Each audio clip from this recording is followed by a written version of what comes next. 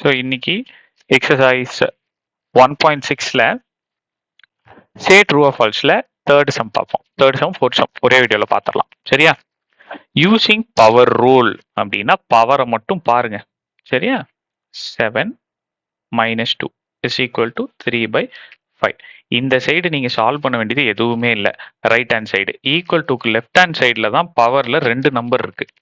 நான் போன சம்ல தான் சொல்லியிருந்தேன், 2 பவருக்கு நடுவில் பிராக்கெட் இருந்ததுன்னா அதை நான் மல்டிப்ளிகேஷன் எடுத்துக்கணும் அப்படின்னு சொல்லியிருந்தேன் போன சம்ல தான். அப்போ 7 into -2ஓட வேல்யூ என்ன? -14. அப்போ 3 to the power -14 is equal to 3 to the power 5. இது ரெண்டும் சேமாவா இருக்கு? சேமா இல்லை. ஸோ அப்போ கொஸ்டின்ல சேம்னு கொடுத்துருக்காங்க. இதுக்கு பேரே ஈக்குவல் டுனா சேமா இருக்குன்னு சொல்றாங்க. பட் சேமா இல்லை. So the answer is false. Okay, right. அடுத்து ஃபோர்த். ஸோ ஃபோர்த் சம் பாருங்க. த ஸ்டாண்டர்ட் ஃபார்ம் ஆஃப் அப்படின்னு சொல்லி ஒன்று கொடுத்துருக்காங்க. இப்போ 2 into 10 to the power -4ன்னு கொடுத்துருக்காங்களா? இப்போ நம்ம என்ன பண்ணிக்கலாம்னாக்கன்னா, நல்லா கவனிங்க, இந்த பிராக்கெட் எப்படி போடுங்க.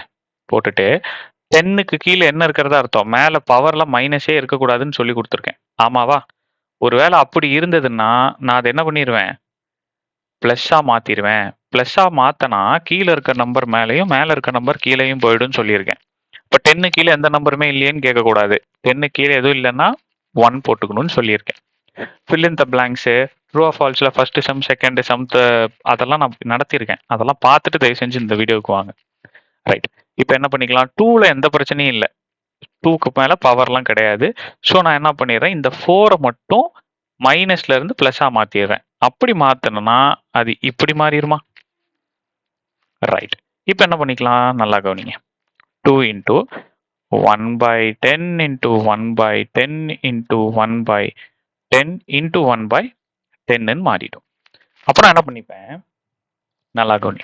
இது ஒவ்வொருதா மல்டிப்ளை பண்றது எப்படி? ஈஸியான மெத்தடு. 2 into மொத்தமா எத்தனை ஜீரோஸ் இருக்கு? 4 ஜீரோ இருக்கு. அப்போ 1 2 3 4 மேல இருக்கிற 1 அப்படியே போட்டுக்கோங்க. சரியா? இப்ப 1 into 2 என்ன? 2. கீழே 10,000 அப்படியே போட்டுக்கங்க. இப்ப நல்லா கவனிங்க, இதை டிவைட் பண்ண வேண்டிய அவசியமே இல்லை. சிம்பிளா போட்டுடலாம் பார்த்தோன்னே. இங்க பாரு, மொத்தமா எத்தனை ஜீரோ இருக்கு? 4 ஜீரோ இருக்கு. அப்ப இங்க இருக்கிற பாயிண்ட் எப்பயுமே ஒரு நம்பருக்கு ரைட் ஹேண்ட் சைட்ல தான்ப்பா பாயிண்ட் இருக்கும். சரியா? இந்த பாயிண்ட 4 டிஜிட் தள்ளி கொண்டு போங்க. எப்படி கொண்டு போறது? 2